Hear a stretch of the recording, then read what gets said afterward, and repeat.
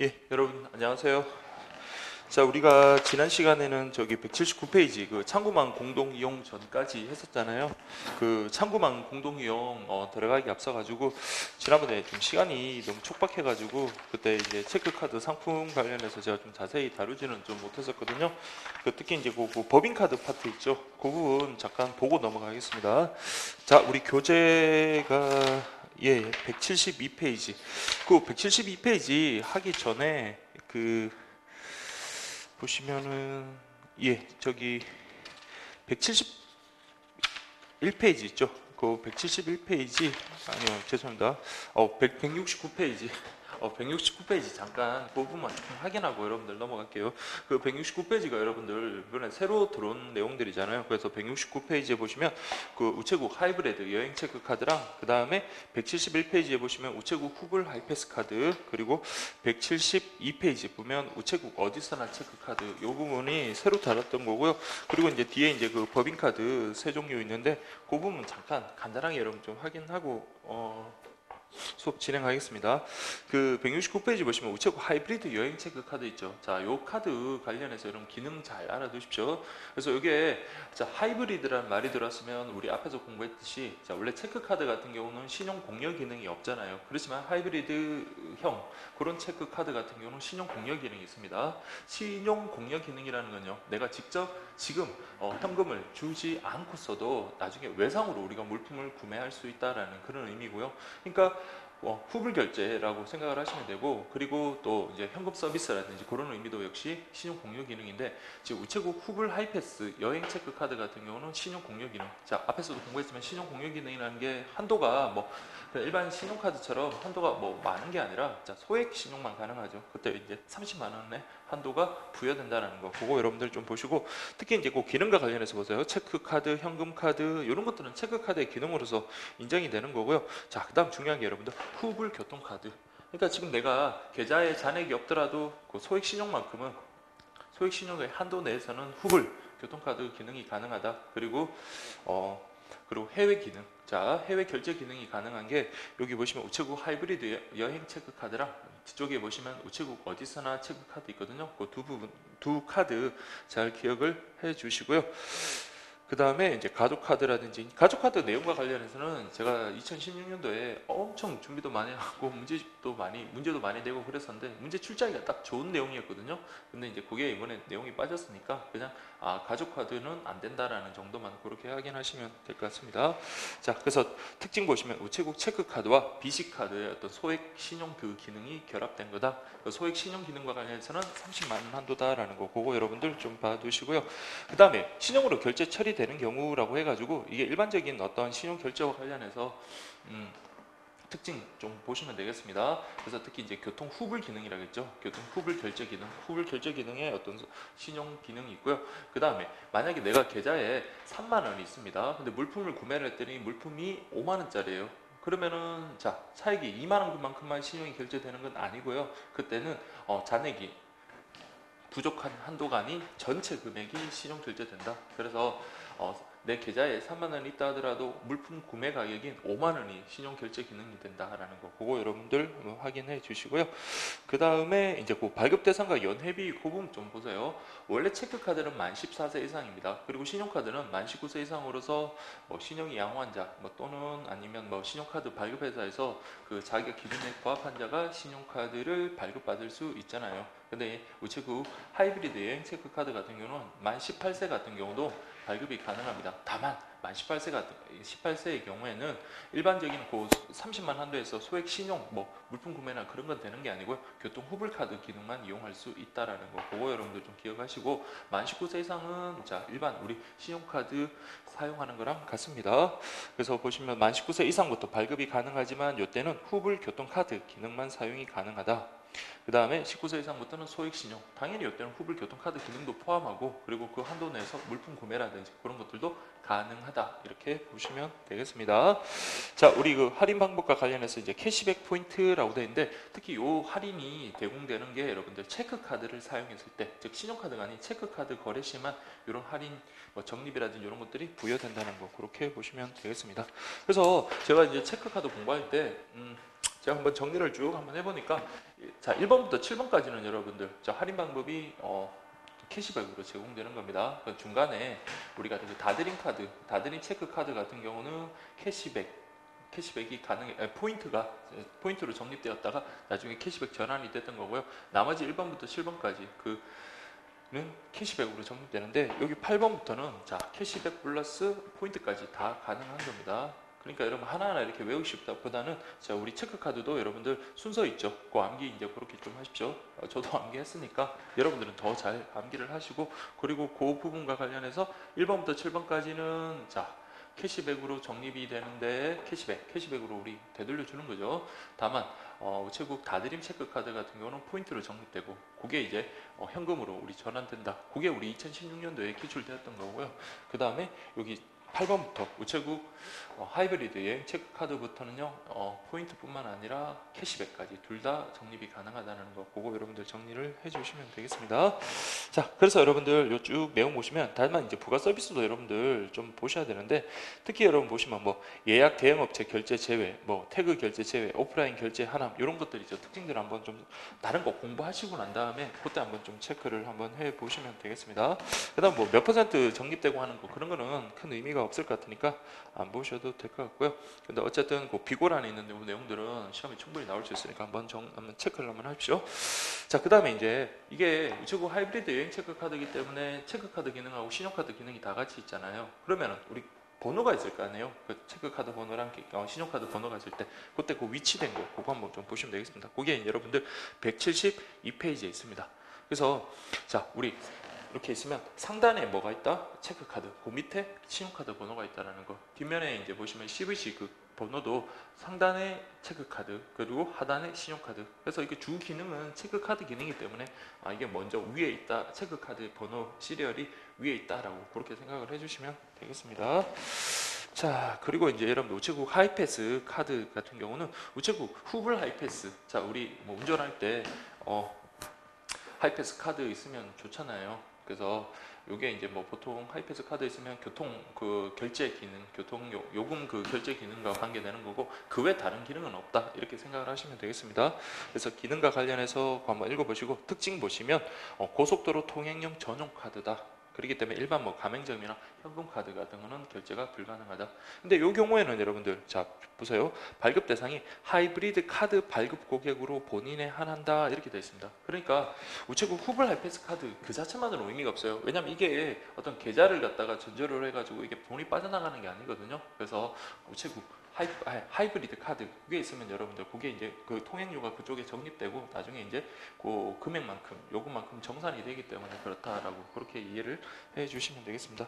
저도 그 우체국 후불 하이패스 카드라는 거를 제가 처음 이제 이게 나왔을 때인가요? 무조건 우체국 건 아닌데 제가 사용을 하고 있거든요. 그래서 쉽게 말하면 그게 하이패스에 꽂아가지고 그 통행료 있잖아요. 그 통행료를 갖다 직접 계산하는 게 아니라 저는 이제 신용카드와 연결을 해가지고 신용카드 결제 때 그 요금 대금이 적립이 돼가지고 쌓이겠죠. 그래가지고 한 번에 그렇게 결제하는 그런 역할을 하더라고요. 그래서 그거 여러분들 좀 잘 봐두시고 그 다음에 여러분들 171페이지 보시면 그 부가 서비스 관련해가지고 한국도로공사에서 제공하는 부가 서비스만 되고요. 특히 이제 그 할인되는 요건들 좀 보세요. 적용되는 것들 해가지고 통행료 할인인데 그 물론 이제 요 통행료 할인과 관련해서는 뭐 장거리 같은 건 안 돼요. 그리고 모든 자동차가 되는 것도 아니고요. 그다음에 시간대가 또 따라서 할인은 다르게 적용이 되고 시간대에 따라서 또 적용되는 시간이 있고 적용되지 않는 시간이 있다. 그러면 여러분들 이 후불 하이패스 카드의 가장 큰 기능이 통행료 결제인데 그리고 통행료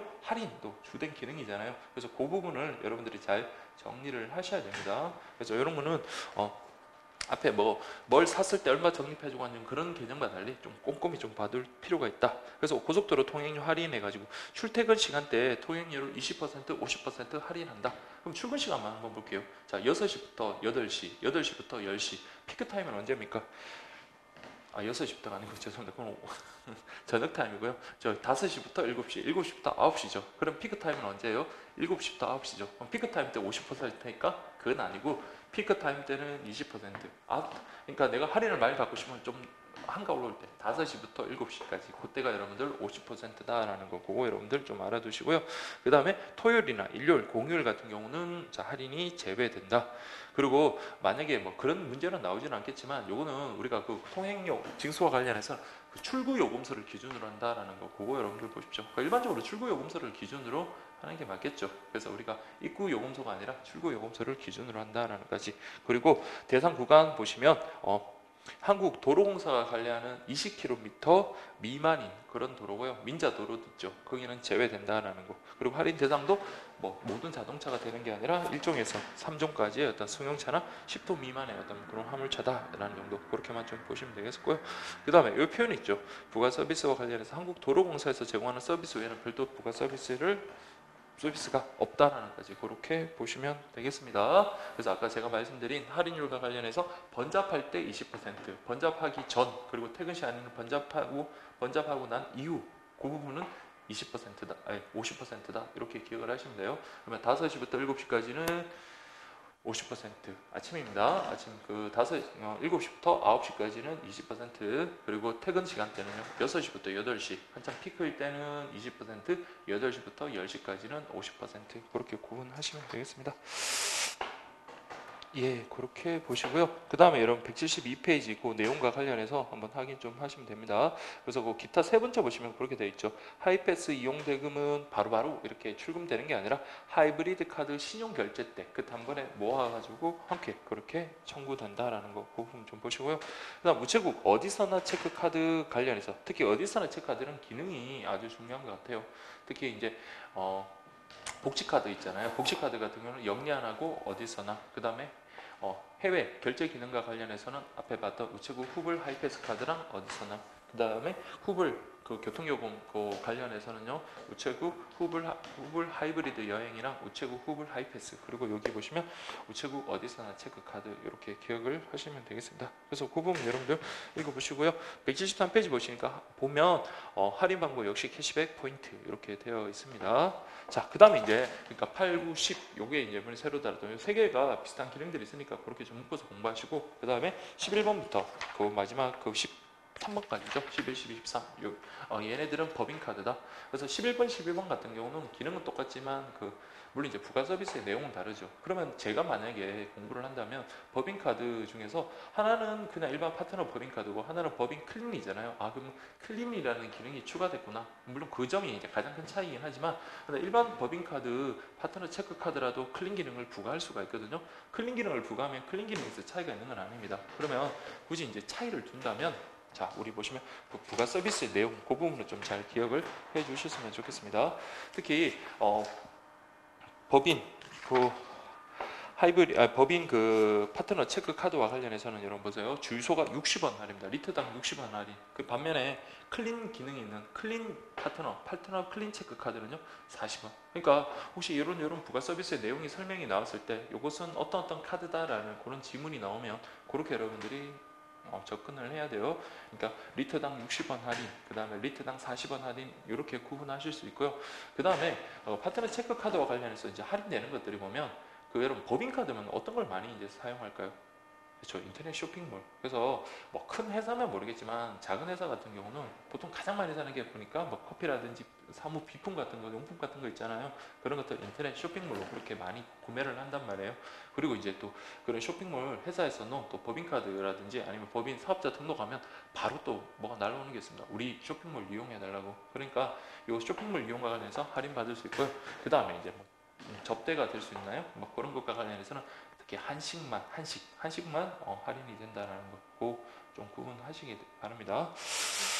자, 그 다음에 그 법인카드와 관련해서 체크카드 기능은 당연히 있겠죠. 물품 구매를 한다든지 돈을 갖다가 그렇게 써야 되는 경우가 있습니다. 다만 현금카드는요. 굳이 그걸 갖다가 현금을 갖다가 인출할 필요가 없죠. 그래서 법인카드는 현금카드 기능은 없다. 다만 개인 사업자면 어차피 그 법인 회사든 개인이든 똑같잖아요. 회사 돈이 내 돈이고 내 돈이 회사 돈이잖아요. 그렇기 때문에 개인 사업자에 있어서는 현금카드 기능도 있다. 이렇게 좀 보시고요. 다음 그 외에 이제 175페이지 보시면 우체국 이 나라도움 체크카드라고 되어 있는데, 자, 요거는 여러분들 누구나 다 발급받는 게 아니라 보세요. 발급 대상은 국고 보조금을 교부받는 사업자, 그다음에 보조 사업자. 그러니까 국고 보조금을 교부받는다라고 되는데, 국고 보조금을 주면 딴 데다 쓸 수가 있잖아요. 그러면 우체국 이 나라도움 체크카드로 거기서 필요한 것들 구매를 해서 물품 구매를 한 다음에 나중에 뭡니까? 그게 이제 보조를 받는 겁니다. 그래서 여러분들이 특히 이제 부가 서비스는 따로 없고요. 후 발급 신청만 가능하다. 그래서 우체국 이 나라도움 카드로 먼저 결제한 후 이제 시스템에서 증빙하여 그 보조금을 수령한다. 이해되시겠죠? 그래서 돈을 그냥 주는 게 아니라 카드로 네가 결제를 하면 우리 국가에서 그렇게 보조를 해주겠다라는 의미로 그렇게 보시면 되겠습니다. 자, 그래서 법인카드 기능은 다 똑같아요. 그 체크카드 기능은 있고 현금카드 기능은 없다. 다만 개인사업자에 한해서는 현금카드 기능이 있고 클린 기능은요 다 부과할 수 있다. 다만 우체국 파트너 체크카드 같은 경우는 본연의 우체국 파트너 체크카드 같은 경우는 클린 기능이 부과돼서 나오는 게 아니라 별도로 클린 기능을 신청하면 가능하다. 이렇게 보시면 되겠습니다. 자, 그 다음에 오늘 이제 나가야 되는데, 자, 볼게요. 179페이지 참고만 공동이용인데, 참고만 공동이용은 여러분들 그 개념이 예전에 시험에 한번 나왔고, 그리고 뭐 늘 중요하죠. 그래서 이거는 자, 주체가 중요합니다. 우체국 이용 고객이 아니라 우체국과 제휴하는 은행 고객이 자, 우체국 창구를 이용할 때 마치 자기 은행인 것처럼 그렇게 이용할 수 있는 게 바로 창구만 공동이용이다라고 말씀드렸죠. 그 부분 확인하시고요. 그 다음에 여러분 뭐 제휴은행 해가지고 여기 뭐 한 5개 은행이 나오는데 그 다음에 읽어보시고, 그 다음에 그 이제 이용 가능 업무와 관련해서는 입출금이 자유로운 예금 같은 경우는 입금도 가능하지만 출금도 가능합니다. 그래서 뭐 출금하더라도 여러분 뭡니까? 계좌 잔액 자체가 자기가 가지고 있는 그 계좌에서 돈이 나가기 때문에 우체국에서는 큰 손해는 없어요. 근데 다만 그 예치식 예금 있죠. 예치식 예금이나 아니면 적립식 같은 경우 만기가 됐다고 여러분 우체국 가서 또 많은 목돈을 찾는다. 그런 거는 안 되겠죠. 그래서 뭐 예치식, 적립식 같은 그런 것들과 관련해서 입금만 가능하다. 이렇게 보시면 되겠습니다. 여기서는 예치식보다 신탁이라는 표현을 썼는데 어쨌든 적립식 예금하고 신탁 같은 경우는 입출금이 모두 가능한 게 아니라 우체국에 와서 신한은행 고객이 뭐만 할 수 있다? 입금만 할 수 있다. 이렇게 보시면 되고요. 이때 뭐 입금이라는 건 당연히 현금뿐만 아니라 현금과 동일시할 수 있는 건 뭐 자기합수표나 우편한 증서 같은 그런 것들도 다 가능하다. 이렇게 보시고요. 그 다음에 이제 180페이지 보시면 그 노란 우산공제조합이 있는데, 노란 우산공제조합 좀 세부 내용이 조금 바뀌었어요. 그래서 이거 좀 확인을 하셔야 되는데, 노란선 공제조합과 관련해서는 여러분들이 그동안 그 많은 그 사업주들, 소상공인들 있죠. 그분들이 불만이 많았다고 했습니다. 그래서 중도에 해지를 해버리면 자기 원금은커녕 원금보다도 훨씬 적은 금액을 갖다가 돌려받고, 그러니까 불만이 많을 수밖에 없죠. 특히 안정된 직장인 여러분들처럼 공부하는 그런 공무원이 아닌 그 소상공인 같은 분들은 중간에 어떤 사유가 생겨가지고 중도에 뭐 급한 돈이 필요해서 해지를 해야 되는 경우가 좀 많은데, 근데 그렇게 해지를 한다고 여러분들 뭐 원금도 아닌 원금보다도 훨씬 적은 금액을 수령해 간다면 그분들의 어떤 불만이 많을 수밖에 없죠. 그래서 그 부분과 관련해서 이제 좀 개편이 됐습니다. 가령 뭐 13개월 이상 내가 월부금을 납입했다. 그러면 중도에 해지하더라도 최소 원금은 건질 수 있게끔 그렇게 된 거니까 그 부분을 여러분 특히 신경 써서 잘 보시기 바랍니다. 그래서 180페이지 보시면 노란우산공제조합의 개요라고 되어 있는데, 이거는 중소기업 중앙회가 여러분 주체가 되는 거고요.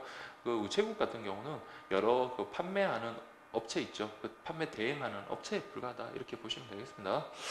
자, 그 다음에 그 가입자격 관련해가지고 소기업 소상공인 사업주에서 제가 평균 매출액 기준이라고 했죠. 그래서 과거에는 그 상시 근로자 수를 기준으로 해가지고 몇 명 이하, 그러니까 물론 업종에 따라 달랐어요. 그 몇 명 이하인 경우에만 가입할 수 있었지만 지금은 3년 평균 매출액을 기준으로 해가지고 업종에 따라 다르지만, 근데 여러분 가장 이제 와닿는 게 뭡니까?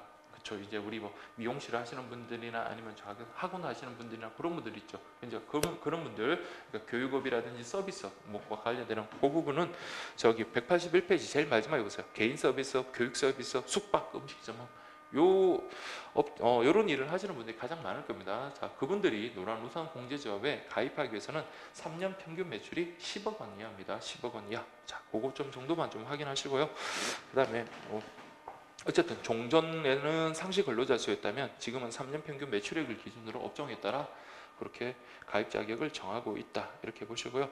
그 다음에 청약 제외 업종이라고 되는데 이 부분이 이번에 또 새로 들어간 거거든요. 그래서 보시면 주점, 술집 같은 경우는 안 되네요. 그 다음 무도장, 그 다음에 도박장, 그 다음에 의료 행위가 아닌 뭐 안마 시술소 같은 안마업 뭐 이런 것들은 평균 매출액이 여기 범위에 포함된다 하더라도 노란우산 공제조합에 가입이 제외된다, 가입할 수 없다 이렇게 보시고요. 그 다음 공제금 납부와 관련해서 예전에는 여러분들 그 70만 원까지였고 분기납이 그러면 210만 원까지였거든요. 근데 2016년도부터 5만 원부터 100만 원까지, 그러니까 자기 형편에 맞게끔 그렇게 정할 수 있고요. 내가 형편이 좋으면 더 늘려도 되고 형편이 안 좋으면요 그렇죠, 좀 줄여도 되고, 어쨌든 자기 형편에 맞는 그런 월부금을 선택할 수 있다 이렇게 보시면 되겠습니다. 그래서 월 5만 원부터 월 100만 원까지이기 때문에 분기납 300만 원 이렇게 보시면 되겠습니다. 그래서 납부 방법이 반드시 월납만 있는 게 아니라 분기납도 가능하다 이렇게 보시고요. 특히 납부 기간이 이제 가장 중요한데, 우리가 어떤 적금 같은 경우는 여러분 어떻습니까? 만기가 있잖아요, 그렇죠? 그렇지만은 노란우산 공제조합이라는 것은 별도의 정해진 만기는 따로 없습니다. 소위 말해서 노란우산 공제조합에서 그 우리가 공제금 그 월부금을 납입하고 난 다음에 그 공제금을 받는 날까지, 즉 공제금 지급 사유가 발생할 때까지가 우리 만기라고 그렇게 보시면 되겠습니다. 그래서 이게 이제 소상공인들이 나중에 폐업을 하거나 그 사업에서 이제 은퇴를 하거나 그렇게 됐을 때 소위 말하는 퇴직금 개념으로 이렇게 우리가 적립을 하는 거거든요. 그렇기 때문에 이건 별도의 만기가 따로 없다라는 거고 잘 기억을 해주시고요. 그 다음에 그 만기라고 한다면 이제 공제금 지급 사유가 되는 건데 가장 대표적인 게 폐업입니다. 그래서 영업을 장사를 하시다가 아니면 사업을 하시다가 그만뒀을 때 그때 이제 그동안 pos던 공제금 그 월부금에다가 거기다 플러스 알파 이제 들어가겠죠. 그래서 우리가 수령할 수 있다 이렇게 보시면 되겠습니다. 그래서 여러분들이 요 자체는 흐름을 정확하게 정리를 해주시면 오랫동안 기억이 남을 거예요. 지금 이제 보시는 분들은 시험장까지 가셔도 기억이 날 겁니다. 그래서 처음에 이제 계약을 체결하고 월부금을 납입하고요. 그 다음에 월부금 납입했을 때 내가 언제 받지? 그렇죠. 이거 지급받을 그 사유가 이제 사망하거나 아니면 사업을 하다가 사업은 그대로 유지한 채 나만 빠지는 수가 있죠. 그러니까 공동 사업을 하다가 나만 빠지는 은퇴를 한다든지 아니면 본인이 사망한다든지 아니면 노령으로 인해서 그 일에서 그만둔다든지 그런 것들이 있죠. 그런 경우에는 여러분들 네, 이제 우리가 그동안 월부금 납입한 것을 받을 수가 있는데, 다만 이때 원칙적으로는 일괄 지급이 원칙입니다. 일괄 지급이 원칙이지만 그러면 분할 지급은 가능할까? 그게 이제 예외 사유가 있죠. 그래서 우리가 나이가 60세 이상이거나 아니면 또는 그 받을 수령할 금액이 1천만 원 이상인 경우에는 분할 지급 신청도 가능하다. 그러니까 이거는 그쪽에서 알아서 분할 지급하는 게 아니라 우리가 신청해야지만 그렇게 받을 수 있는 겁니다. 자, 그래서 이제 그렇게 확인하시고, 특히 이제 181페이지 보시면 그 납부 방법 한번 볼까요? 공제금 납부 관련해서 자동이체 그렇게 해라 이렇게 보시고요. 부분 납부기일의 변경도 가능하고 부분 월액 변경, 증액, 감액 둘 다 가능합니다. 형편에 따라 다르잖아요. 그래서 가능하고, 그 다음 중간에 만약에 해지를 할 경우, 아까 제가 말씀드렸지만 가장 큰 불만이 그거였다 그랬죠. 중간에 해지를 해버리면 내가 적립한 그 월부금조차도 원금조차도 다 못 건지고 그 일정 부분밖에 못 수령하는 그런 불합리한 점이 많았거든요. 그래서 그 부분을 크게 많이 개선을 했습니다. 자, 우리 제도의 특징 아주 중요합니다. 그래서 수급금 보호를 위해서 압류, 담보, 양도 모두 금지됩니다. 그래서 압류도 안 되고요, 담보도 안 되고 특히 우리 사업하시는 분들 보면 많은 빚을 지고 이렇게 투자를 하시는 분들이 많잖아요. 그럼 당연히 채권자들이 득실할 겁니다. 그러면 당연히 채권자 입장에서는 이 채무자인 이 사업자의 어떠한 재산이라도 자신의 자신의 어떤 채권을 실현하기 위해서 다 압류하거나 양도하려고 할 거 아니에요. 그렇지만 요거는 이분들이 나중에 사업이 끝난 후에 어떤 생계 유지라든지 그런 노후 보장을 위한 거기 때문에 여기에 대해서는 절대 노타치 이렇게 법으로 보호를 하고 있다 이렇게 보시면 되겠고요. 그 다음에 그 2번 보시면 2011년도부터 자 보세요. 노란우산 공제조합의 사업자들이 가장 그래도 선호하는 게 바로 뭐냐면 세액공제입니다. 그래서 기존의 세액공제 그거와는 별도로입니다. 별도로 최대 연간 500만 원 한도 내서. 기존에 그 2016년도가 300만 원인가 200만 원인가 그랬거든요. 근데 지금은 이제 500만 원까지 세액공제, 소득공제를 확대했다. 요 부분 좀 잘 수치까지 좀 잘 기억하시고요. 그다음 지급시 뭐 복리율 적용해서 받을 수 있다.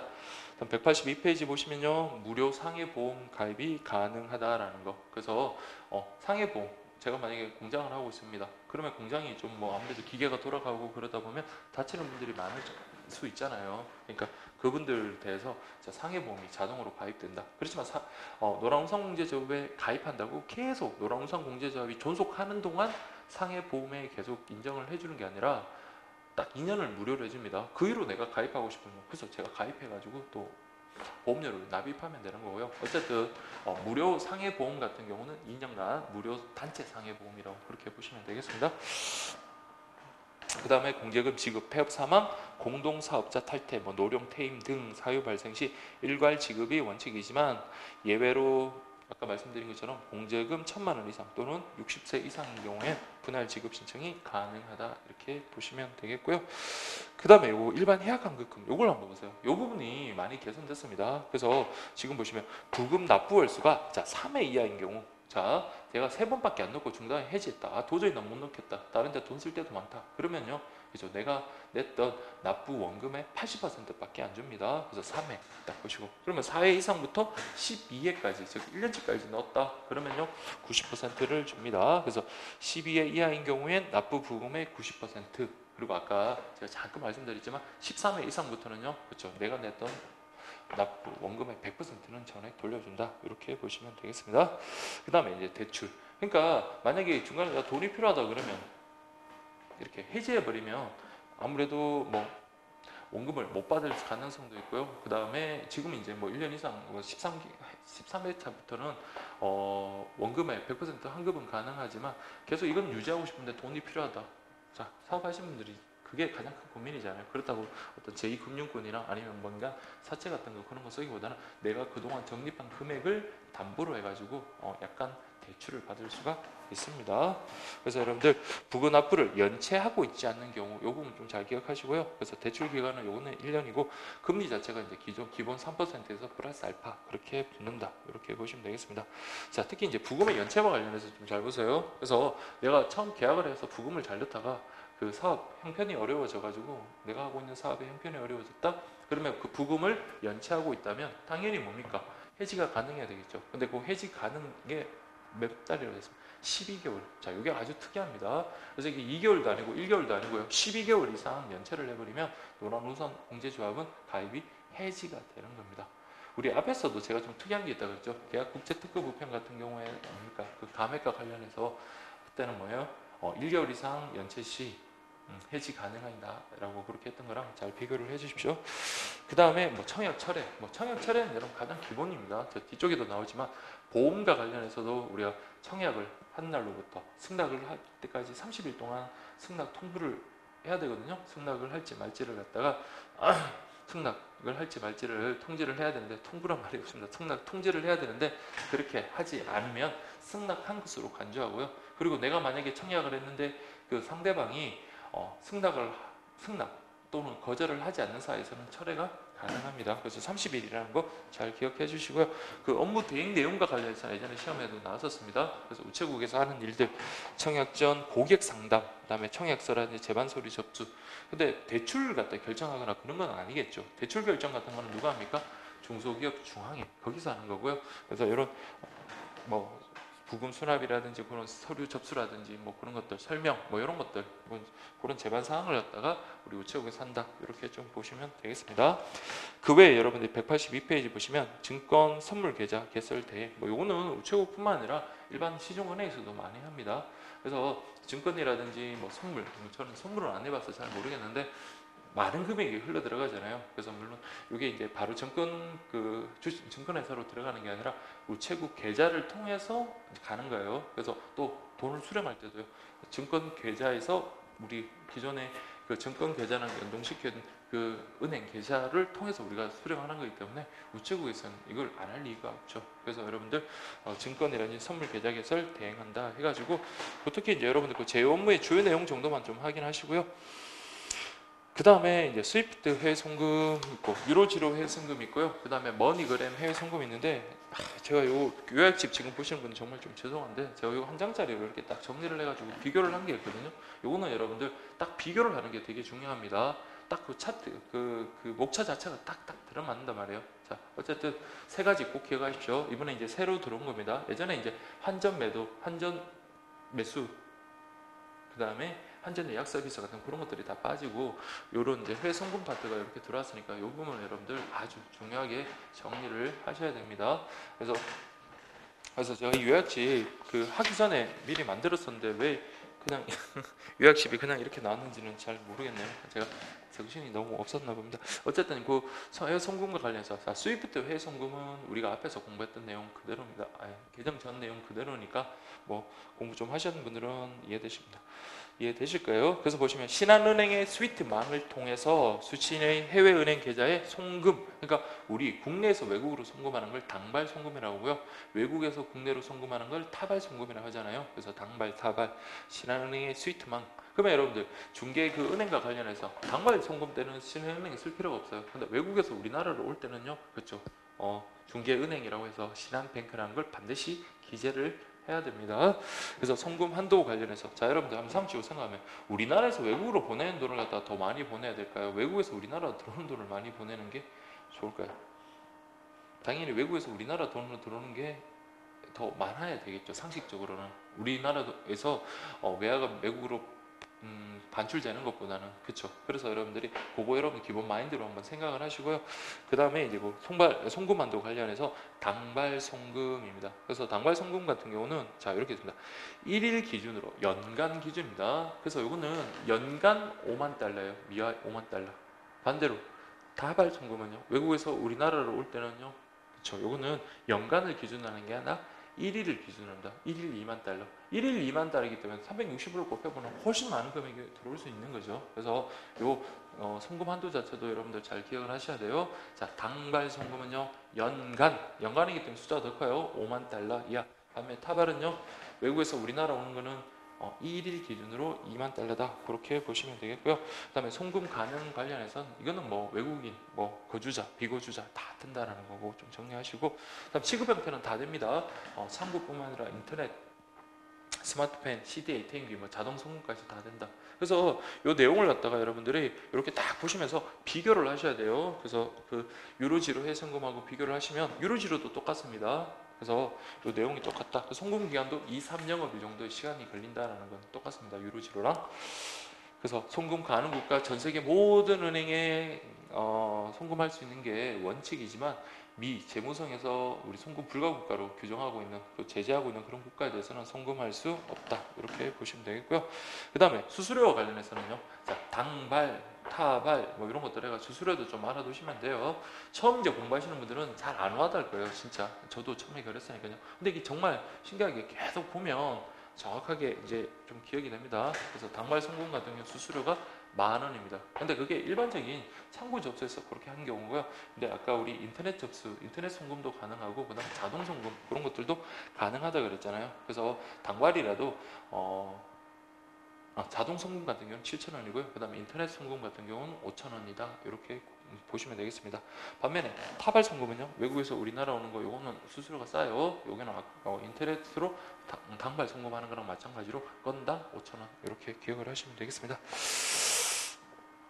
자, 그래서 여러분들 타발 송금, 뭐 공희, 중개은행의 수수료가 건당 이렇게 된다, 뭐 상이하다, 뭐 이건 안 보셔도 될 것 같고 송금 신청서 필수 계산 한번 보시고 특히 타발 송금과 관련해서는 신한뱅크 요거 꼭 쓴다는 거 그거 기억하시면 되겠습니다. 그 다음에 이제 새로 들어온 내용이 유로지로 해외 송금인데요. 그래서 여러분들 자 유럽 지역 우체국 및 금융기관이 주체가 된 거다 뭐 개념 정도 한번 확인하시고 그래서 이게 송금한도 관련해서 당발, 타발 이렇게 됐습니다. 그래서 이건 좀 다르네요. 그래서 당발 송금은 건당이라고 됐습니다. 건당 3,000불 이하. 타발은요 하루에 2만 불 이하 이렇게 보시면 되겠습니다. 그러면 요 타발 송금은 어떻습니까? 저희 표로 이렇게 딱 보시면은 정확하게 이렇게 비교가 되실 건데 타발은 똑같아요. 아까 우리 타발도 하루 기준 2만 달러 이하라 그랬죠. 그래서 유로지로 해외 송금도 타발 기준 타발 송금도 유로 지로 해외 송금의 타발 송금도 하루 기준 2만 달러구나. 그럼 당발은 좀 기억을 하시면 되는 겁니다. 근데 고맙게 그 뒤쪽에 여러분들 그 보시면은 예, 거기 보시면은 그 머니그램 해외 송금과 관련해서는 아직까지 뭐 타발 같은 거는 시행 예정 2018년 시행 예정 중이라고 되어 있을 거고 해가지고 세 개를 비교하는 게 그렇게 어렵진 않을 겁니다. 만약에 시험 나온다면 저 같으면 세 개를 섞어서 내겠습니다. 그래서 여러분들이 정확하게 각 내용을 숙지하고 있는가 이걸 테스트하는 게 중요할 것 같아요. 자, 그래서 여러분들 그렇게 좀 보시고, 그래서 뭐 통금 가능 고객이라든지 취급 형태 이런 것들은 똑같습니다. 그리고 소요 기간도 똑같고요. 다만 이제 송금 가능 국가 요거 여러분 좀 기억을 하십시오. 자, 보시면 나라가 어디 있어요? 나라가 어떤 나라? 일본, 스리랑카, 필리핀, 태국, 베트남. 자, 이렇게 보시고, 자, 그래서 국가별 송금 가능 기간이라고 되는데 특히 일본 좀 잘 기억하십시오. 일본은 은행에 나가는 게 아니라 일본 우정청에다가 보내는 겁니다. 그래서 일본 우정청. 스리랑카도 보니까 내셔널 세이빙스 뱅크라고 해가지고요. 그죠? 국립은행으로 보내죠. 근데 필리핀, 태국, 베트남 같은 경우는 뭐 해당 국립 모든 은행이라고 이렇게 돼 있으니까 뭐 보셔도 될 것 같고, 자, 특히 이제 송금 통화와 관련해서 자, 요거는 저는 어떻게 했냐면 1태아라고 외웠어요. 그러니까 달러 1태아. 그러니까 달러는 누구? 1태. 일본하고 태국. 그렇죠. 일본하고 태국 같은 경우는 달러로 보내고, 그 외 스리랑카, 필리핀, 베트남 같은 경우는 유로로 그렇게 송금 가능 통화가 그렇다라는 거. 그래서 달러 1태아 이렇게 이해하시면 됩니다. 달러 1태아. 그래서 일본하고 태국은 달러로 보낼 거야. 이렇게 기억을 하십시오. 자, 그 다음에 수수료와 관련해서 자, 당발 건당 8,000원. 아까 우리 건당 만원인 것과 비교가 되고요. 그 다음 타발은요. 아까 앞에 게 건당 5,000원 있다면 여기 건당 3,000원. 5,000원씩 차이가 나네요. 앞에랑 마찬가지로. 특히 이제 수수료 면제 대상 좀 기억하십시오. 그래서 유로지로 해외 송금 같은 경우는 뭐 우리 뭐 장애인이라든지 아니면 기초생활수급자든지 그런 분들에 대해서는 수수료가 면제된다까지 그렇게 정확하게 보시면 되겠습니다. 그 다음에 당발 송금 중 인터넷, 스마트, CD, ATM 송금 같은 경우는 8,000원이 아니라 5,000원. 수수료 여러분 암기하셔야 돼요.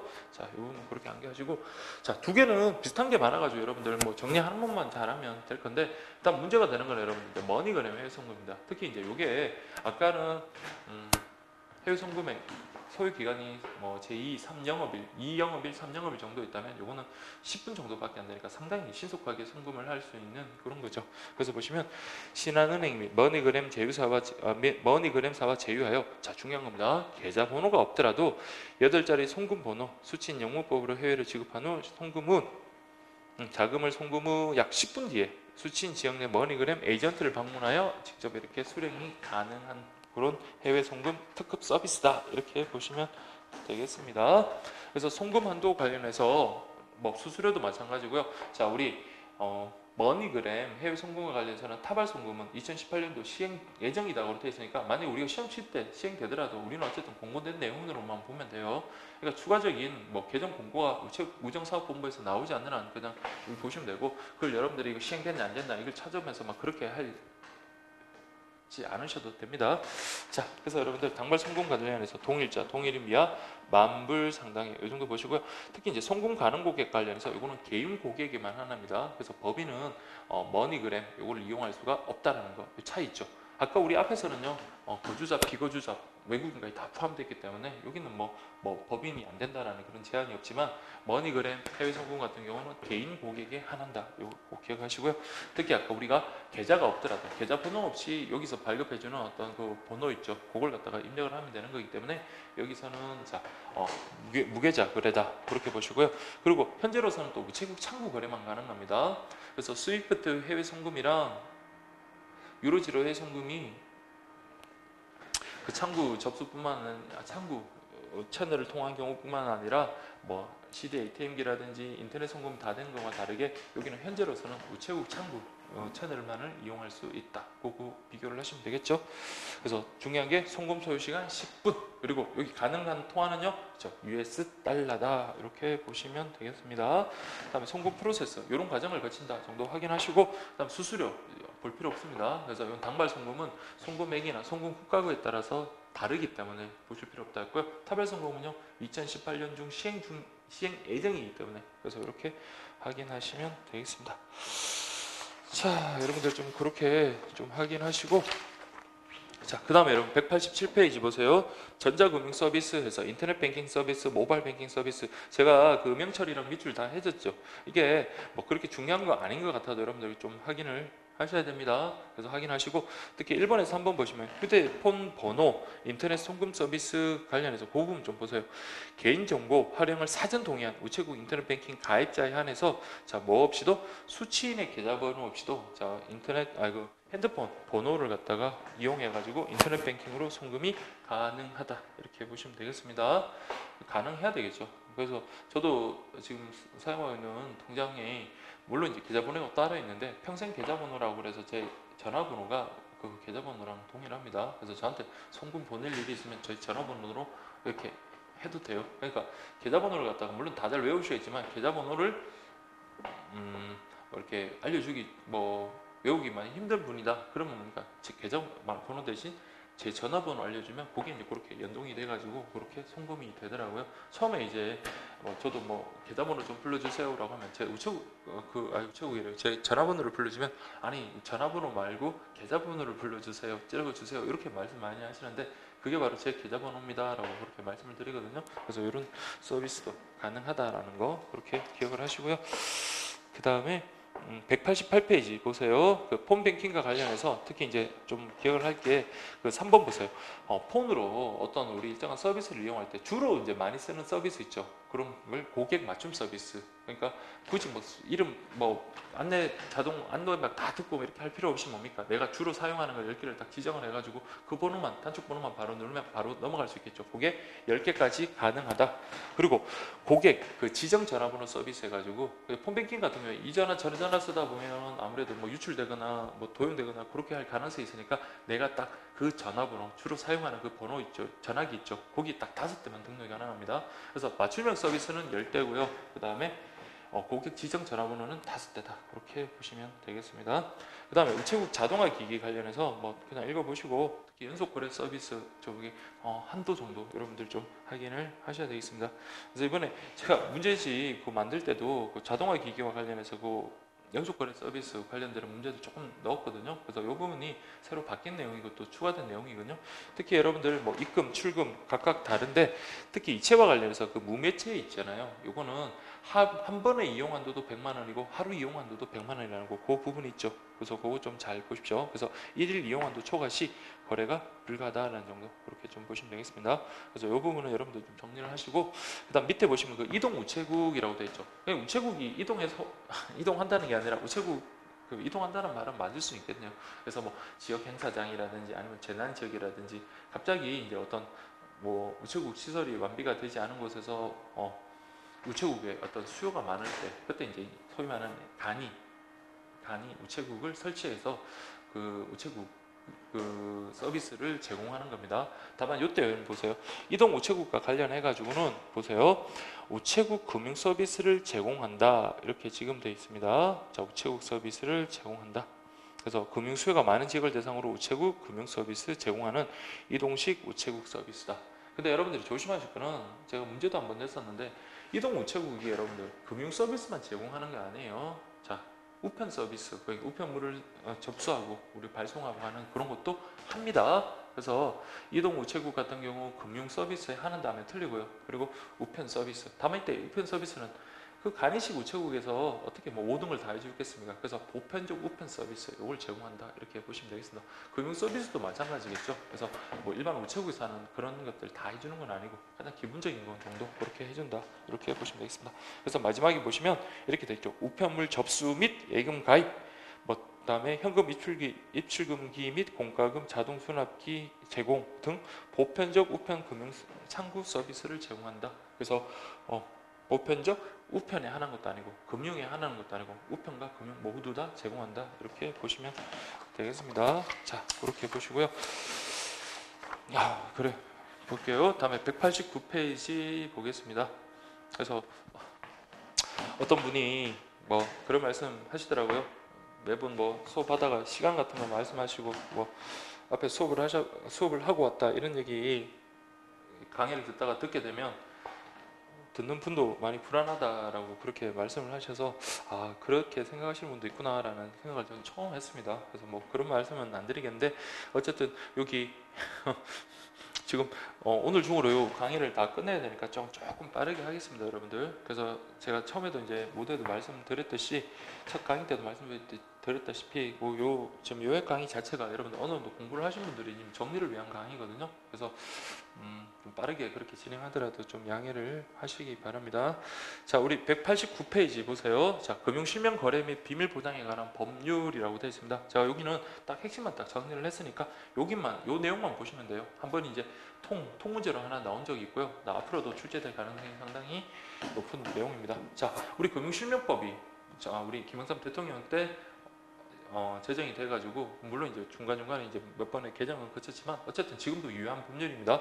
자, 원칙은 보세요. 금융거래는 실명해라. 다만 예외, 특히 이제 금융실명법에 따른 예외, 실명을 하지 않아도 되는 거는요. 자, 요거 이제 수업 시간에 많이 물어보거든요. 어떤 경우 실명이 확인된 계좌에 의한 거래라든지요. 그 다음에 각종 공과금 수납, 그리고 중요한 겁니다. 100만 원 이하의 송금 같은 거 이런 경우는 실명을 확인하지 아니할 수 있습니다. 물론 의심스러우면 실명 확인해도 되죠. 그렇지만 어쨌든 확인하지 아니할 수 있다. 이렇게 좀 보시고요. 그 다음에 이제 두 번째 보세요.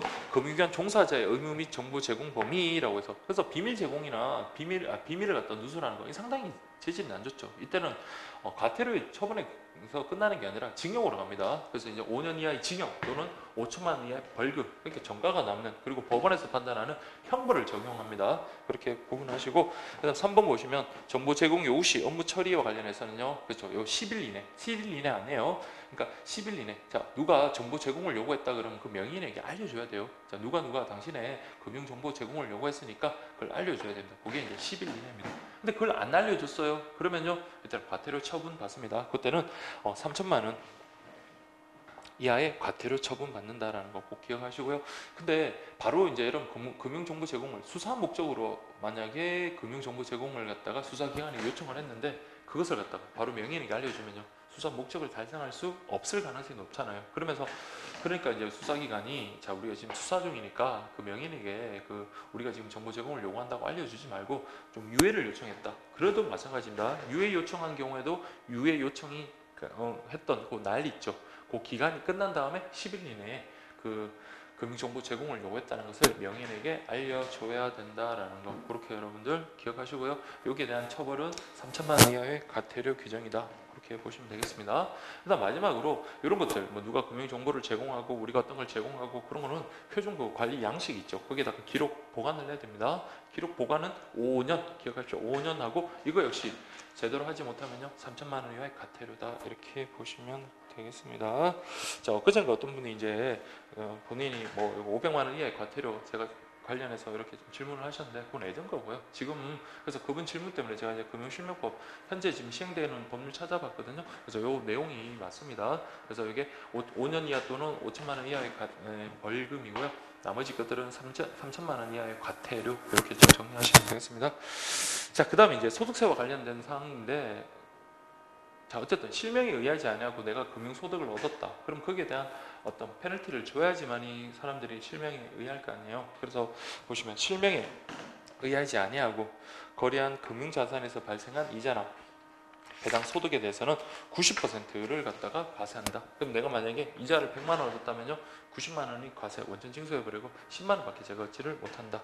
그러면 실명에 의하지 아니함으로써 얻는 이익보다 실명을 통해서 받게 되는 불이익이 더 낫겠죠. 그래서 여러분들이 실명을 이런 식으로 유도한다라는 거 그렇게 보시면 되겠습니다. 그 다음에 이제 190페이지 보시면 금융소득 종합과세라고 되어 있네요. 자, 여기서 보시면 지금 공부하는 거는 금융소득입니다. 금융소득 종합과세. 그래서 1번 보시면 금융소득 종합과세는 금융실명제 실시에 따른 후속 조치로서 2번 현재 개인별 연간 금융소득이 2천만 원 이하인 경우에는 일반과세 15.4%를 원천 징수하되 2천만 원을 초과. 자, 요 기준 좀 기억하십시오. 2천만 원을 기준으로요. 2천만 원. 자, 이게 제 월급이나 뭐 연봉 그런 개념이 아니에요. 이거는 금융소득입니다. 그래서 제가 뭐 이자나 배당 뭐 그런 것들, 배당금 같은 그런 것들이 연간 2천만 원 이하면 15.4%를 과세를 적용하고요. 만약 2천만 원을 초과하는 경우에는 이때는 누진세를 적용한다. 이렇게 보시면 되겠습니다. 그래서 이때 종합과세 들어간다. 그래서 이자 소득의 종류와 과세 방법에서 2배, 4근, 연기에서 요 6개 소득을 우리가 다 합산해요. 그 합산하면 그게 바로 종합소득이 되고요. 그게 이제 세액공제 되는 부분 내는 것들, 분리과세 되는 부분 다 빼버리고 남는 거 있죠. 그게 바로 여러분들 과세 표준이 됩니다. 그래서 그게 이제 여러분들 191페이지에 보시면 종합소득 과세 표준이 있죠. 요 계산하는 문제 꼭 푸셔야 돼요. 뭐 아직까지 시험에 한 번도 안 나왔지만 자, 케이스 나온다면 또 나올 가능성이 높다 그랬죠. 그래서 1200만 원 이하까지는요 6%, 그 다음에 1200만 원부터 4400만 원까지 15%, 그 다음에 이제 24%, 요 정도는 꼭 기억을 하시고, 그 다음에 이번에 새로 또 바뀐 내용이 저기 보시면 마지막에 192페이지 보시면 5억 원 초과 있죠. 요 부분 예전엔 3억 원까지였는데 지금 5억 원 초과된 경우에 자 최대 몇 %까지가 돼요? 42%가 되는 겁니다. 그래서 내가 만약 저희 종합소득이 만약에 10억이다. 그러면 앞에 5억까지는 세금이 1억 7,460만 원이 나와요. 그럼 나머지 5억은요. 그때 42%를 적용하면 5억에 대한 42%면 거의 절반이죠. 그러니까 어마어마하게 이렇게 높은 세율이 적용되는 겁니다. 그래서 42%, 즉 5억 원 초과할 때 초과 부분에 대해서는 42% 적용한다까지 그렇게 보시고요. 제가 이번 수업에서는 케이스 문제는 따로 풀지는 않겠습니다. 저 기본 강의에서 좀 관련해서 좀 풀었고요. 자, 그래서 여러분들 190페이지 보시면 그 종합소득 2배, 4근, 연기 이거 합산하고 진짜 멋들어진 우리 케이스 문제가 나오면 그런 거 하면 좋겠죠. A가 월급을 얼마를 받고 그 다음에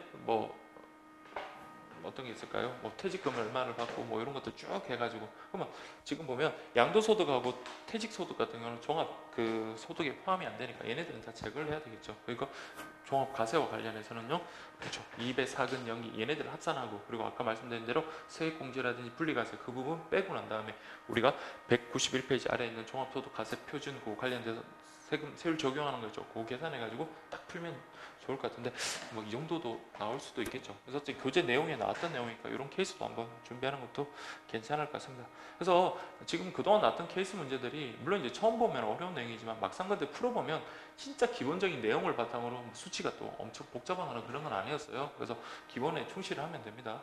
그래서 여기 있던 저기 190페이지, 191페이지 얘네들을 갖다가 잘 연계해가지고 그렇게 좀 보시면 되겠습니다.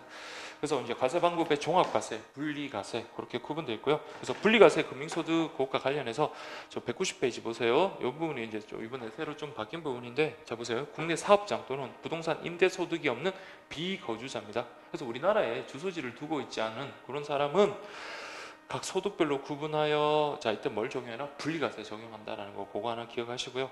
2번도 마찬가지입니다. 근데 이 사람은 자 보십시오. 국내 사업장 임대소득이 있습니다. 있는 비거주자예요. 아까는 없는 비거주자였지만 있더라도 실질적 관련성이 없다. 그러면요 이 사람 역시 분리과세 적용한다라는 거 보고 내용이 나와 있습니다.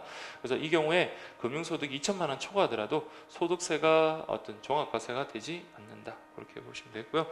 그 다음에 이제 191페이지 보시면 또 분리과세 금융소득과 관련해서 세 가지가 있죠. 소득세법에 의한 거, 그 다음에 조세특례제한법에 의한 거, 세 번째가 금융실명법에 의한 거라고 하는데 제가 어떻게 정리하라고요? 소득세법에 의한 거, 요거는 여러분 암기하셔야 됩니다.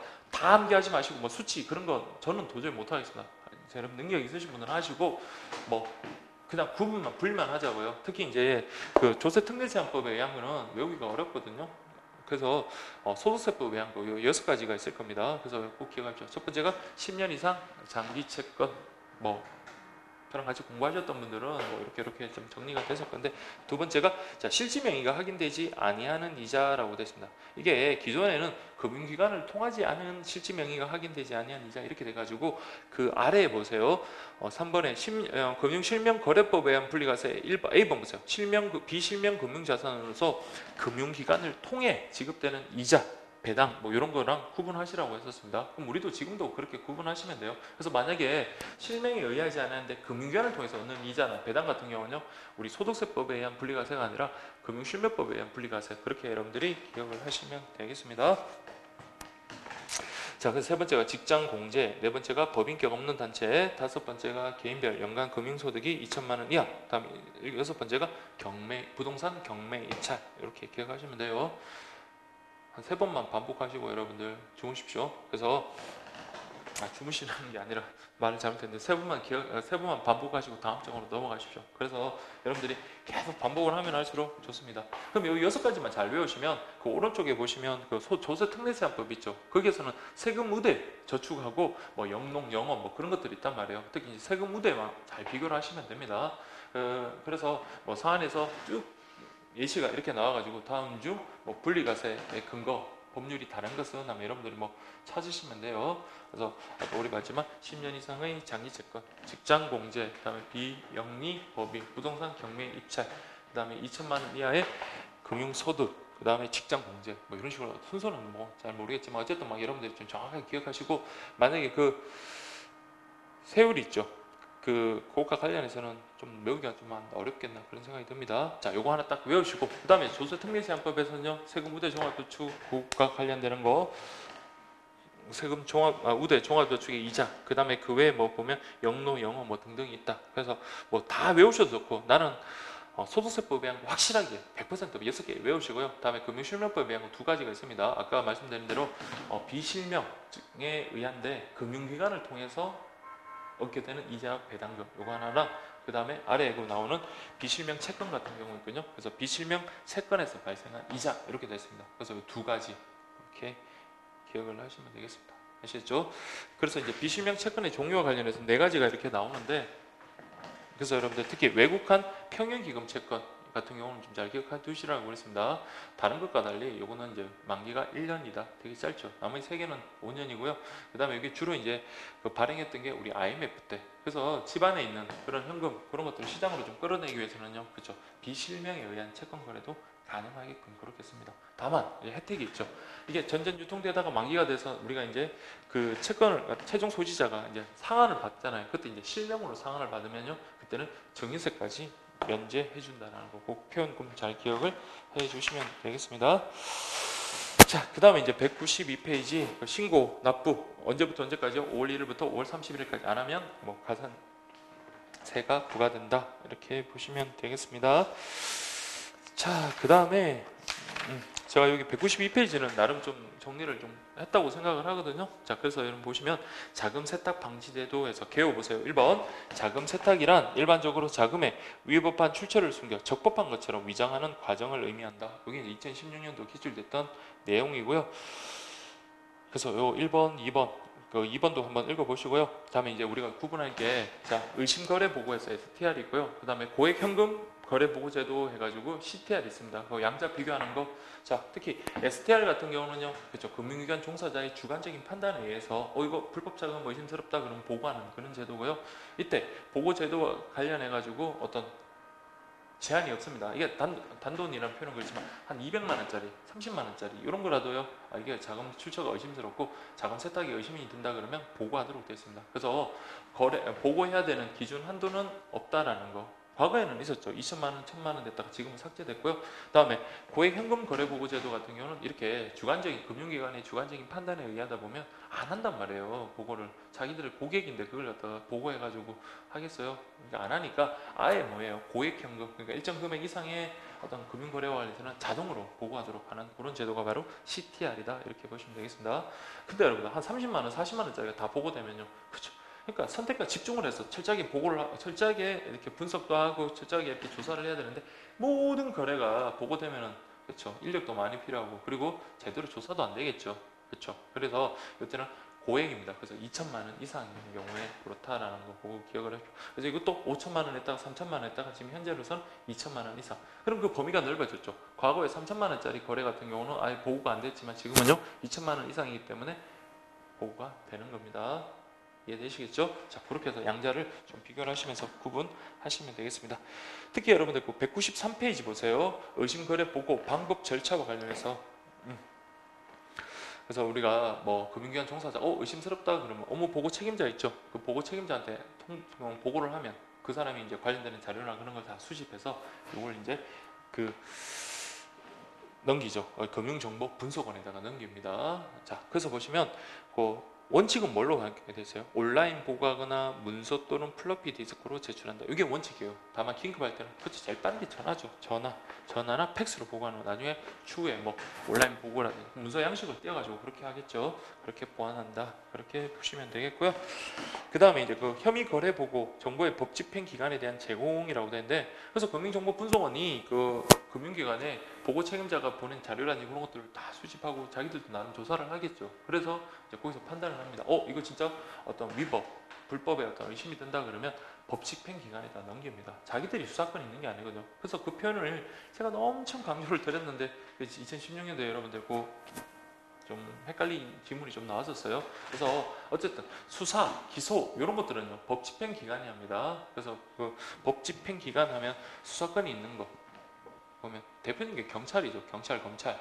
근데 그 외에 여러분 세무서라든지 금감원 같은 경우도 일정 부분 수사권이라는 표현은 그렇지만 그래도 여러분들 뭐 그 뭐랄까요? 집행, 법 집행과 관련되는 어떤 일정 뭐 여기는 뭐 국세청이나 이 부분은 세무 분야와 관련했습니다. 그래서 자기들이 이제 조사를 하고, 물론 이제 국세청도 직접 이제 수사를 할 수 있는 그런 권한은 없는데, 지난번에 여러분들 지금 그 항공 있잖아요.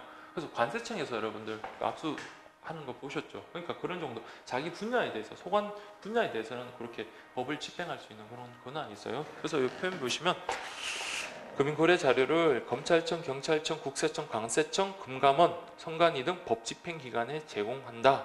그래서 법집행기관은 보세요. 여기서 조사, 수사를 하는 겁니다. 그래서 법집행기관은 거래 내용을 조사, 수사한 후 위법한 사항이 드러나면 기소 등의 의법 조치를 하게 된다. 그래서 물론 이제 기소라는 거는 딱 유일한 기관이 여러분들 검찰입니다. 그래도 어쨌든 법집행기관에서 기소를 하는 거지 금융정보분석원에서 기소라든지 그런 의법 조치를 하는 게 아니라는 거 표현이 있죠. 그래서 기출문제랑 비교하면서 여러분 확인 좀 해주십시오. 자, 그래서 여러분들 고액현금 보호제도라고 돼서 그 부분 여러분들 한번 좀 읽어보시고요. 그 다음에 그 194페이지 보시면 보고 기준금액에서 지금은 2천만 원 인데 그렇죠. 193페이지에 있네요. 그래서 5번 보시면 도입 당시 5천만 원, 2008년부터 3천만 원, 지금은 현재 2천만 원이다. 그렇게 되어 있습니다. 자, 그래서 194페이지는 그냥 미국, 호주, 캐나다 얘네들의 그 기준은 우리가 2천만 원이면 얘네는요 자국 달러 기준으로 10,000달러다라는 그 표현인데 제가 좀 잘봤네요. 근데 여러분들 아까 말씀드렸지만 자 물론 이제 일정 금액 이상이면 자동으로 보고돼서 그것을 조사하는 건 좋아요. 그렇지만 모든 거래마다 여러분들 그러니까 특히 위험성이 없는 거래조차도 그걸 자동 거래 보고하도록 돼 있다. 그래서 그걸 조사한다는 것은 그렇죠. 효율성이 떨어진단 말이에요. 그래서 거기 보시면 5번 보세요. 4번은 여러분들 어쨌든 2천만 원 이상이다 보니까 이거 편법으로 뭐 돈을 쪼개서 이렇게 보내는 거 그런 것들은 이런 다중거래 같은 경우는 그런 분할 다중거래 같은 경우는 어때요? 단일 거래로 보는 그런 게 필요할 거고, 그다음 5번 보시면 보고 면제 제도라고 해가지고 그러니까 위험성이 상대적으로 낮은 금융기관 또는 그 정부기관의 어떤 거래는 금융회사가 스스로 판단하여 보고 대상에서 제외할 수 있도록. 우리도 참 이러면 좋겠지만 금융기관에서 스스로 판단하지는 않습니다. 우리는 자 6번 보세요. 우리나라는 면제 대상을 법으로 정해놨다. 그래서 법정 지정 방식을 채택하여 면제 대상 기간을 법령에서 명시하여 이 경우에 면제한다. 이렇게 보시면 되겠습니다. 자, 그렇게 보시고요. 그 다음 194페이지 보세요. CDD에서 고객 확인 제도라고 되어 있습니다. 이 부분 여러분들 특히 이제 새로 이제 추가된 내용들이 뒷부분에 좀 깨 있거든요. 그래서 좀 잘 정리를 해 주시기 바랍니다. 그래서 이게 이제 199페이지까지 나와 있는데 자 볼게요. 고객 확인 제도.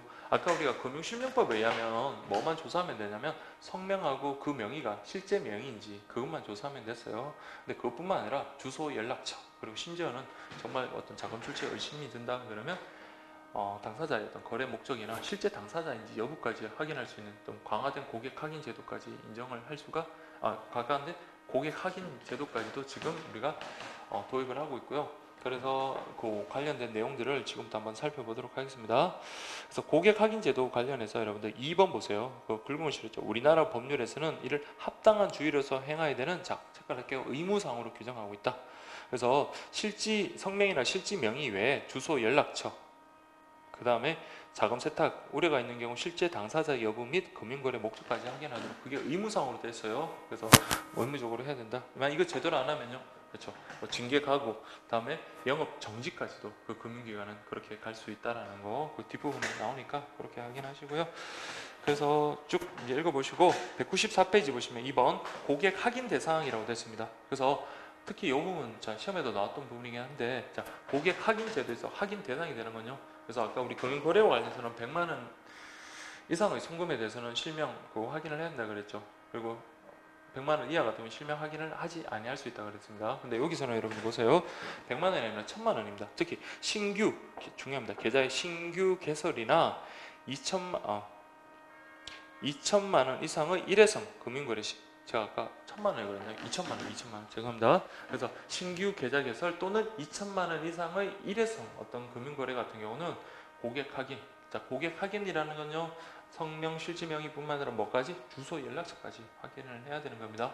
거기다가 플러스 알파, 이게 자금 출처 아니면 자금 세탁이 의심되면 실제 당사자인지 여부 및 그 금융거래 목적까지도 확인해야 된다라고 그렇게 말씀드렸고요. 그 다음에 그 1번하고 2번 제가 구분해 놓은 거 있죠. 자, 계좌의 신규 개설이면 이거는 거래의 금액이 중요한 게 아니에요. 그래서 그 예시들 꼭 기억을 하십시오. 그래서 가령이라고 되어 있습니다. 보험, 공제계약, 대출 보증, 팩토링, 그 다음에 양도성 예금 정서 뭐 이런 것들은 계좌 신규 개설에 포함된다. 그래서 제가 뭐라고 써놨어요? 계좌 신규 개설 경우에는 거래 금액에 상관없습니다. 알겠죠? 상관없이 그렇게 확인을 해야 된다. 반면에 2천만 원 이상의 일회성 금융거래 같은 경우, 자 2천만 원, 여기 아까 CTR라고 갔죠? CTR 2천만 원 이상, CTR 2천만 원 이상 같은 경우는 자 이때는요 2천만 원 이상이 돼야 돼요. 그래서 보시고요, 무통장 입금, 외화 송금 환전 이런 경우는요, 그렇죠, 2천만 원 이상인 경우에만 고객 확인 제도가 적용된다는 거, 그렇게 꼭 구분하십시오. 요 예시 아주 중요합니다. 그래서 가령 여러분들, 자 우리 뭐 금고 대여 약정 같은 경우는요, 이거 신규 계좌예요, 아니면 2천만 원 이상의 일회성 계약입니까? 신규 계좌예요. 그래서 금고 대여 약정을 했는데 만약에 100만 원짜리다 하더라도 뭐예요? 고객 확인 제도, 고객 확인을 해야 된다 이 말입니다. 반면에 송금하는데 200만 원 송금하면요, 그때는 굳이 고객 확인까지 안 해도 된다는 그 말입니다. 그래서 그 차이 좀 비교를 하십시오. 그래서 만약에 내가 300만 원을 송금했다 그러면 실명법에 적용돼서 성명하고 실지명의는 확인해야 되겠지만 고객 확인 제도는 적용 안 된다, 그렇게 보시면 되겠습니다. 자, 그래서 195페이지 보시면 고객별 신원 확인해 가지고 그 개인, 영리법인, 비영리법인, 기타 단체 등등 있죠. 특히 이제 비영리법인은 설립 목적까지도 확인해야 된다는 것 정도 확인하시고요. 그 다음에 2번 보시면 고객이 자금 세탁 행위를 우려가 있는 경우에는 신원 확인 외에 뭐까지? 실제 당사자 여부 및 금융거래 목적까지 확인해야 된다, 그렇게 보시면 되고요. 그게 바로 밑에 있는 강화된 고객 확인이다, 이렇게 보시면 되겠습니다. 그래서 그 부분 여러분 읽어보시고, 특히 이제 강화된 고객 확인과 관련해서는 이제 새로 들어온 내용들이 많으니까 잘 정리를 하셔야 됩니다. 자, 그래서 여러분들 보세요. 자, 개인 고객이라고 된 거 있죠. 자, 그거 보시면, 자 보세요. 1번 타인을 위한 거래를 하고 있다고 저촉각게 의심하거나 자기들이 밝힌 경우, 그럴 때는 뭐다? 실제 소유자를 새로 파악해라. 막 이런 경우, 그러니까 저기 의심되거나 밝힌 경우를 제외하고요, 계좌 명의자 자체를 실제 소유자로 파악한다, 그렇게 보시면 돼요. 그래서 파악된 실제 소유자의 실지 명의를 확인해라, 그렇게 보시면 되고요. 자, 그 다음에 이제 196페이지 보시면 법인 또는 단체 고객이라고 그렇게 됐는데, 1번 보세요. 아까 말씀드린 대로 투명성이 보장되거나 정보가 공개된 국가, 지자체 또는 어떤 금융회사 등은 확인 의무가 면제가 가능하다. 이건 당연한 거고요. 다음에 2번 같은 경우, 자 법인 같은 경우 실제 소유자가 누굴까? 이게 참 애매한 부분이 있죠.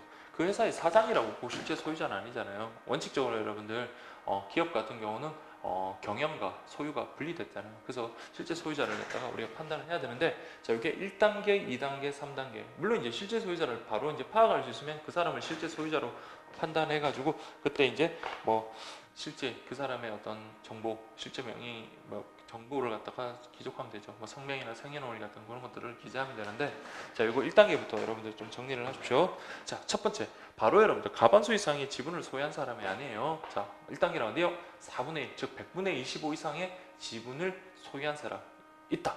그러면 그 사람을 이 기업의 실제 소유자구나, 그렇게 판단합니다. 근데 그런 사람이 없다 그러면 2단계로 넘어가요. 자, 그럴 때는요. 그렇죠. 이때는 회사에 주요한 그 임원들 있죠. 그런 사람을 갖다가 과반수 이상 선임한 주주입니다. 그래서 보시면 대표자 또는 임원, 업무 집행 사원의 과반수를 선임한 주주다 이렇게 보시고요. 그 다음에 또는 이제 최대 지분, 그러니까 25% 이상을 가지고 있다면요, 바로 1단계에서 이 사람을 실제 소유자로 파악하지만 25%는 안 돼요. 그렇지만 전체 그 주주들 중에서 가장 많은 최대 지분을 가지고 있는 사람, 이 사람이 이제 그 실제 소유자가 됩니다. 자, 무슨 말인지 아시겠죠? 그래서 1단계, 2단계, 3단계 그렇게 보시면 돼요. 다음에 3번은요. 아까 방금 봤던 이사라든지 그런 주요 사원들을 과반수를 선임한 주주가 없거나 그 다음에 최대 지분을 가진 사람이 존재하지 않을 때, 그럴 때는요. 또 실제 영향력을 행사하는, 그러니까 사실상 지배하는 사람이다. 그래서 여기서 이제 판단을 합니다. 그래도 없다면 그때는 어떨 수밖에 없다. 그죠? 법인, 단체, 대표이사, 대표자를 실제 소유자로 본다. 이렇게 보시면 됩니다. 그래서 그렇게 실제로 파악된 실제 소유자의 뭐를 성명 생년월일을 확인하고 기재한다라는 거 그거 여러분들 확인하시고요. 그 다음에 이제 196페이지 보시면 자, 비밀 보장 및 면책 규정이라고 되어 있습니다. 비밀 보장. 그래서 금융기관 그 종사하는 사람이 이런 거 보고했다. 그러면 그 사람의 어떤 신분 보장을 해줘야 되겠죠. 신변 보호를 해줘야 되기 때문에 비밀을 보장해 준다. 그렇게 보시면 되겠고요. 그래서 또 이제 면책사항에서 면책사항은 여러분 좀 잘 봐두셔야 돼요. 첫 번째 보시면 그렇죠. 이로 인해서 손해가 발생했다 하더라도 손해배상 책임을 그 보고한 사람에게 대해서 묻지 않습니다. 그래서 손해배상 책임 면책. 그 다음에 이를 통한 그 자료들을 증거로 채택하지 않습니다. 증거 불인정. 그리고 이 사람들은 증인대로 안 불러내요. 그래서 증인 거부까지 그렇게 보시면 되겠습니다. 그래서 특히 여러분들 그 손해배상 책임과 관련해서도 그 단서 있죠. 다만 고의 또는 중대한 가실. 그러니까 일부러 손해를 끼치려고 이렇게 하는 경우는 용서해주면 안 되겠죠. 그래서 면책해주면 안 되겠죠. 그래서 일단은 면책이 안 되고요. 그리고 중대한 가실 역시 마찬가지입니다. 이 부분 좀 잘 기억하시고요. 그 다음에 그 3번에 보시면 증언 거부인데 이건 좀 단서를 좀 잘 보세요. 특정 금융거래보고법 13조 및 14조의 규정과 관련된 재판을 제외하고는, 그러면요 특정 금융거래보고법 13조, 14조 관련된 재판 같은 경우는 이때는 증언을 거부할 수가 없습니다. 그때는 증언을 해야 되고요. 또 마지막 단서 보시면 중대한 공익사항이 필요. 그때는 뭡니까? 공익을 위해서. 그렇죠. 증언 거부 안 되고 나와라 이 말입니다. 그래서 그 표현 좀 잘 기억하시고요. 그다음 그와 관련되는 제재, 허위 보고, 보고 사실, 그다음에 신고 의무 위반 등등 그런 게 있다 정도 확인하시고요. 그 다음에 이제 197페이지에 나와 있는 그 표 있죠. 이거 좀 별표 좀 치시고 여러분들 앞에 나왔던 내용들 정리한 거거든요. 그래서 이거 표를 좀 정확하게 정리할 수 있도록 그렇게 해주시기 바랍니다. 자, 그래서 앞에 나왔던 내용이에요. 나왔던 내용을 갖다가 실명 확인, 그 다음에 고객 확인 해가지고 CDD, EDD 이렇게 해가지고 여러분들이 좀 구분된 거니까, 구분 정리해 놓은 거니까 여러분들 이거 보시면서 잘 비교하시면 좋을 겁니다. 자, 그 다음에 이제 197페이지 보시면 금융정보 자동 교환을 위한 국제협정이라고 돼서 그 개론 좀 보셔야 돼요. 정기 금융정보 제출이란 조세 관련 조약에 따라 국가 간 금융정보를 위해서 보세요. 국내 금융회사가 매년 정기적으로 상대국 거주자 보유 계좌 정보를 국세청에 제출하는 것이라고 됐습니다. 이 개념 좀 확인하시고요. 그래서 이게 조약, 그래서 2번, 3번 역시 협정, 조약, 그것과 관련되는 내용이네요. 그래서 특히 3번과 관련해서 OECD 정도만 보세요. 2번에 보시면 OECD는 표준 공통 보고 기준을 제정하여 협정에 대한 이해와 금융회사 의무 등에 대한 가이드라인을 제시한다. 주체가 OECD라는 것 정도 확인하시고요. 그러면 금융기관은 뭐 해야 된다? 실제 조사해봐라 이 말입니다. 실사 의무도 있고요. 그 다음에 정보 수집, 보고 의무 있다. 그래서 실사 의무, 정보 수집, 보고 의무 있는데 쭉 보시면 그 오른페이지 쪽 페이지 195페이지 보시면 보고 대상 제외 계좌 같은 경우, 특히 이제 생명보험 같은 거 있죠. 그런 경우는 이런 좀 위험성이 떨어지거든요. 그래서 개인 퇴직 계좌, 생명보험 계약 같은 경우는 자 이게 보고 대상 제외 계좌가 되는데 보세요. 제외 계좌에 해당하는 계좌들은 보고뿐만 아니라 실사, 계좌 잔액 합산 대상 금융 계좌에서도 계좌 잔액 합산 대상 금융계좌에서도 제외된다. 그렇게 좀 기억하시고요. 그러면 198페이지는 여러분들 그 개요는 보지 말고 그 구분된 내용이 있죠. 그것만 좀 보시고 요거는 뭐다? 보고 대상 계좌다. 이렇게 보시면 됩니다. 그러면 실사도 하고 보고도 하고 그렇게 해야 돼요. 다만 생명보험계약이라든지 아니면 개인 퇴직계좌 이런 것들은 보고 대상 계좌에서 제외된다. 그래서 이 부분은 이제 어쨌든 새로 들었던 부분이니까 잘 정리하셨을 거라고 믿습니다. 실제로 이 관련되는 내용이 그 문제들이 잘 없죠, 여러분들. 뭐 문제가 있든 어떤 간에 어쨌든 여기 있는 관련되는 내용들 좀 비교해서 잘 정리를 하시기 바랍니다. 자, 그래서 좀 쉬었다가 보험 파트 들어가도록 하겠습니다.